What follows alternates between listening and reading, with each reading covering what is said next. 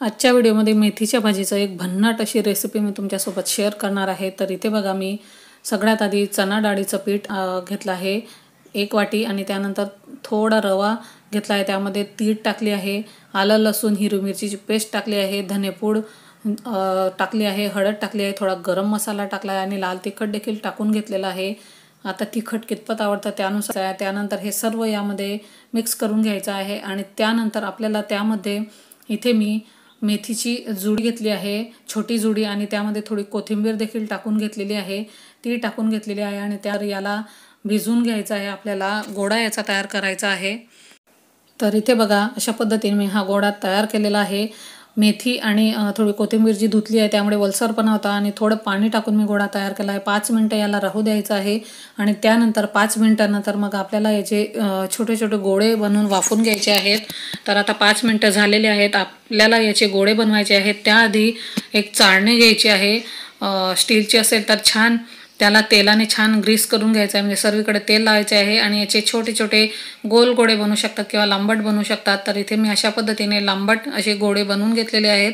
आता हे गोळे आपल्याला गॅसवर 10 ते 15 मिनिटं हाय फ्लेमवर वाफवून घ्यायचे आहेत। तर आता मी इकडे कढईमध्ये पाणी ठेवलं आहे गरम करायला, त्यात लिंबाची फोड टाकली म्हणजे कढई काळी होणार नाही।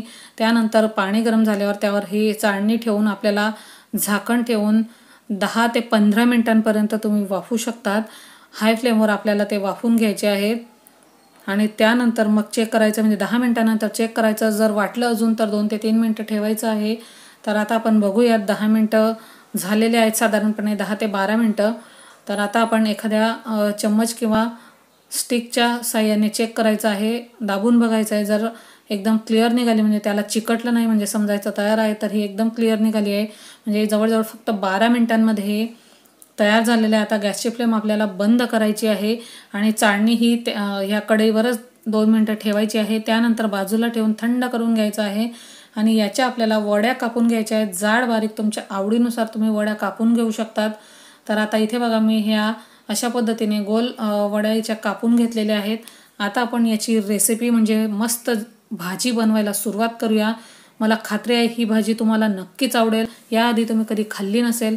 आता कढईमध्ये 3 चमचे तेल तापवून घ्यायचं आहे, त्यानंतर जिरं मोहरी टाकून घ्यायची आहे आणि त्यामध्ये आता बघा, मी कढीपत्ता देखील टाकलेला आहे आणि एक मोठा कांदा, एक टोमॅटो, 5 ते 6 लसणाच्या पाकळ्या आणि अर्धा इंच आलं सर्व एकत्र मी मिक्सरमधून वाटून घेतलेलं आहे। आता हे वाटण या तेलात सोडायचं आहे, गरम गरम तेलात, आणि त्यानंतर छान असं आपल्याला यातलं पाणी आटेपर्यंत, म्हणजे थोडं तेल सुटेपर्यंत आपल्याला हे शिजून घ्यायचं आहे। 5 ते 7 मिनिटं याला लागतात। हाय फ्लेमवर करू नका, नाही तर शिंतोडे उडू शकतात। 5 ते 7 मिनिटांनंतर बघू शकतात छान तेल सुटायला सुरुवात झालेली आहे। आता यामध्ये बाकीचे मसाले आपल्याला टाकायचे आहेत। आता इकडे बघा, मी 1 मोठा चमचा धनेपूड, अर्धा चमचा हळद, पाव चमचा गरम मसाला आणि 1.5 चमचा लाल तिखट घेतला आहे। गरम मसाल्याऐवजी तुम्ही कांदा लसूण मसाला आणि लाल तिखट हे निम्मे निम्मे घेऊ शकता किंवा दुसरा मसाला घेऊ शकतात। आता हे सर्व सुके मसाले यामध्ये टाकायचे आहेत, छान असं एकजीव करून घ्यायचं आहे आणि त्यानंतर आपल्याला बघा हे छान असं मिक्स करून झालेलं आहे। तर अजून आपल्याला हे शिजू द्यायचे आहेत तेल सुटेपर्यंत। त्याआधी थोडी कसुरी मेथी मी टाकून घेतलेली आहे, ऑप्शनल आहे, तुम्ही स्किप करू शकतात कसुरी मेथी। त्यानंतर हे छान मिक्स करून आपल्याला तेल सुटेपर्यंत हे शिजून घ्यायचे आहेत मसाले। तर बघू शकतात कडेने छान तेल सुटायला सुरुवात झालेली आहे, म्हणजे मसाले छान भाजून झालेले आहेत।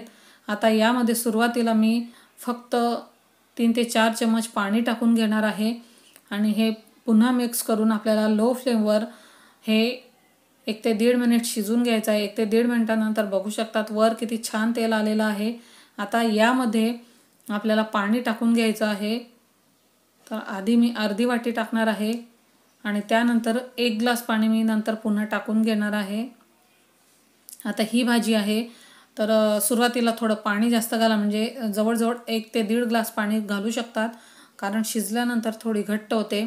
तर आता इथे पाणी घालून झाल्यानंतर मी चवीनुसार मीठ टाकून घेणार आहे आणि मीठ टाकून झाल्यानंतर एकदा पुन्हा मिक्स करून घ्यायचं आहे आणि छान अशी एक उकळी येऊ द्यायची आहे। तर इथे बघा, तुम्ही बघू शकतात आता इथे छान अशी उकळी आलेली आहे, वर तरी देखील छान दिसते तुम्हाला। आता आपल्याला गॅसची फ्लेम लो करून घ्यायची आहे आणि मिनिटभर याला हा असाच शिजू द्यायचा आहे, फक्त 1 मिनिट. आणि त्यानंतर 1 मिनिटानंतर आपल्याला आपण हे जे तुकडे तयार करून घेतलेले आहेत छोटे छोटे पीस, तर ते यामध्ये टाकून घ्यायचे आहेत.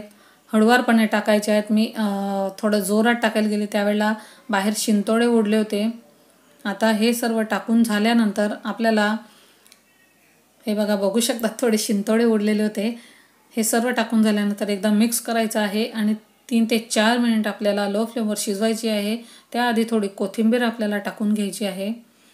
दिसायला देखील खूप छान दिसते, म्हणजे नॉनव्हेजलाही टक्कर देईल अशी ही भाजी आहे. एकदा नक्की बनवून बघा. मला खात्री आहे ज्यांना मेथीची भाजी आवडत नाही ते देखील अगदी आवडीने खातील.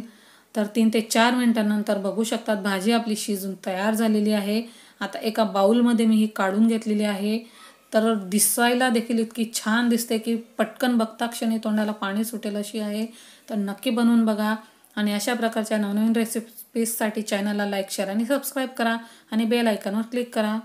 धन्यवाद.